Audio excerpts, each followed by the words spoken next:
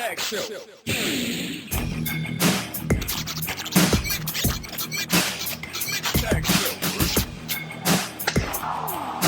gonna leave a mark, Taylor.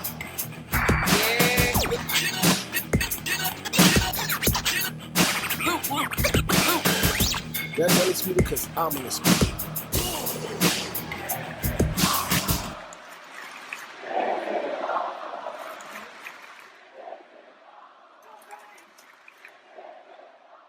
And heading over to the curtain call,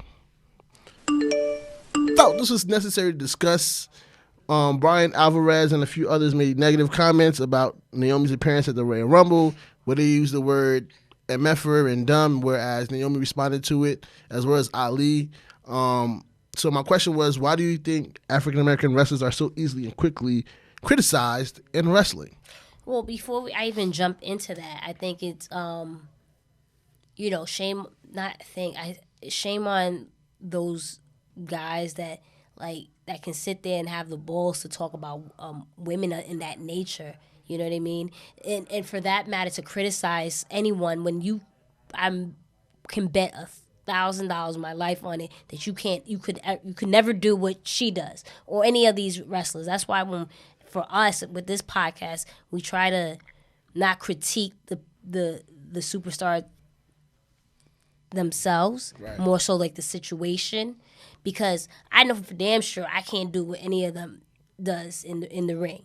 So I can't sit there and critique and call someone an idiot or a motherfucker. Like who raised y'all? Right. You know what I mean? So shame on them. And to your question, I mean, it's been happening since the beginning of time, and it's not just with wrestling. It's just in all aspect of life. When it's not a person of color thing, we're critiqued.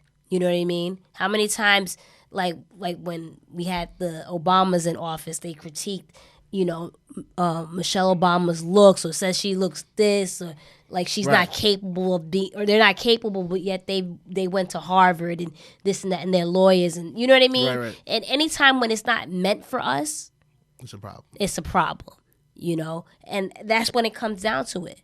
Right. And what I want to say about that is, I'm not trying to sit here and call Bryan Alvarez and his co-host racist, because then what is it? I like to think about it as at least ignorant. Yes, because I don't want to make it, because I know the first thing, like, everything's about race. First of all, everything is about race, because when it's criticism, when it's based off of it, it's about race. But in this things, I won't say that they're racist, because I don't know them personally. Off of one comment, I can't just say, oh, they're racist because of this way they think. They are ignorant in their thoughts, because like you said, these matches are produced by other people. They're told what spots to hit. We didn't get a Kofi spot this year. You think Kofi didn't want to give us a spot this year? Of course he did. But the producers probably said, there's nothing in there for right now. We focused on Brock. Right? So when you want to criticize this kind of stuff, why are you criticizing the wrestler in this moment? Because I'm pretty sure you don't criticize the wrestler when it comes to Seth. I don't think you don't criticize the wrestler when it came to Roman. You criticize the writing. So why couldn't you criticize the writing in this? Oh, she's walking back and forth on the tape. But that's what they told her to do.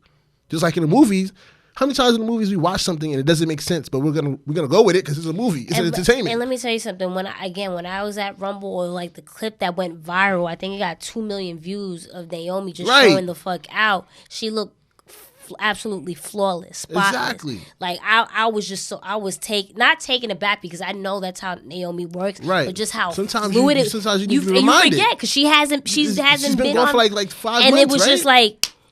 And I felt like she was even better. Right. She came in, it felt like she came back energized, rejuvenated, and ready to go back again. Exactly. And then, like, to your point, this thing went viral, not only amongst wrestling fans. People that don't watch wrestling, women of color that was like, yo, I don't watch wrestling. Who's this? I'm about to tune in and see who this girl is. And that made me, as a woman and a person of color, that made me proud, because it's like, yo, people don't understand, like, wrestling is a beautiful thing if it's done correctly, and to see people appreciate talent, that was a beautiful thing for me. So when you have some assholes that are gonna sit there and call, you don't even know her to even call her out her name like that. Right, exactly. You know what I mean? And then I said this on Twitter, like, yo, we constantly get mad at like Meltzer or Satin or Alvarez and all these different people and want to like not bash them but get at them on social media. Yo, there's people.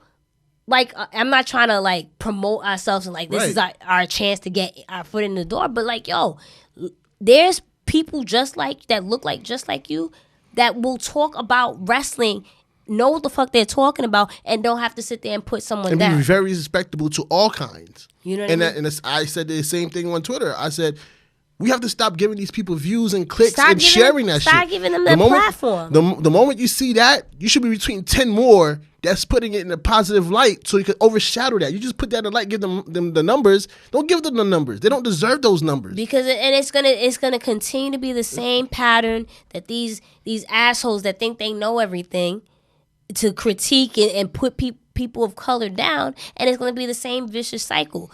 Support.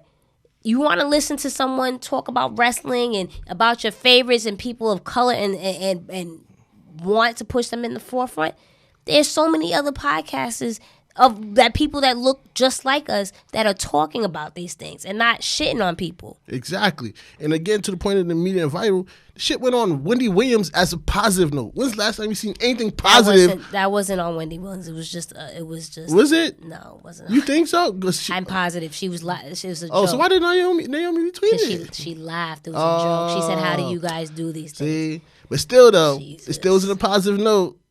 I was surprised. I was like, yo, but again, to the point, like even my girl who's been watching it with us recently, again, Naomi she saw Naomi jump up, like came in, and she's like, yo, who this? This about to be my new favorite.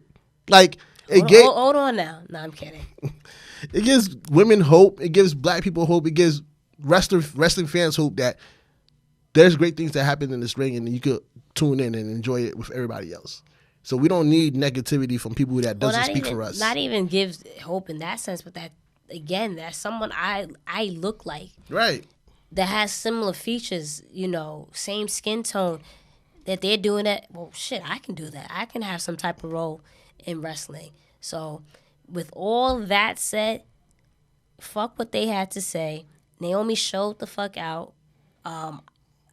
Like I said before, I've always known that Naomi has that ability, but I was just so I felt her energy when she came out and she was just like this. I felt that, right? Like that literally had me pumped. You know what I mean? And she was just oozing confidence. I tell you, her and Bianca were definitely bright spots for me for that women's Royal Rumble. They did a fantastic job. Well represented. And on that note too, 2 million views on social media. Yep. Y'all better capitalize on that. And I think Kaz was when I said this. Kaz was like, it's crazy how this entire week was focused on the black women and how they showed out throughout the entire Royal Rumble. That was your focus.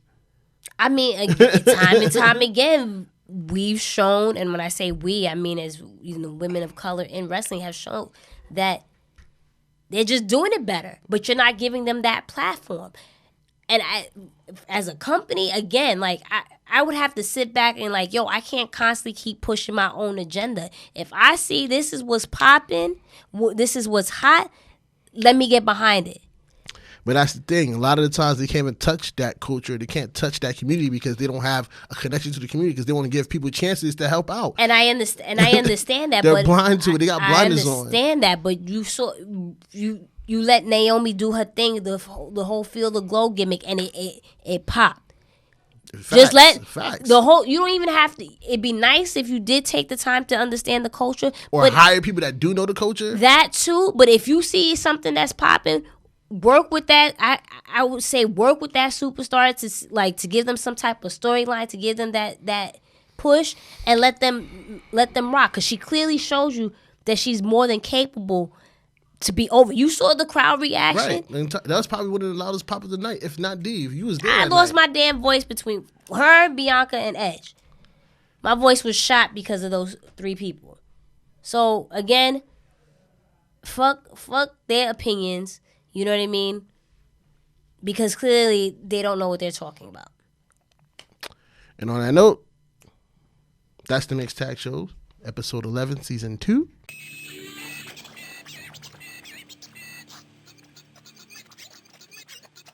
Tag show.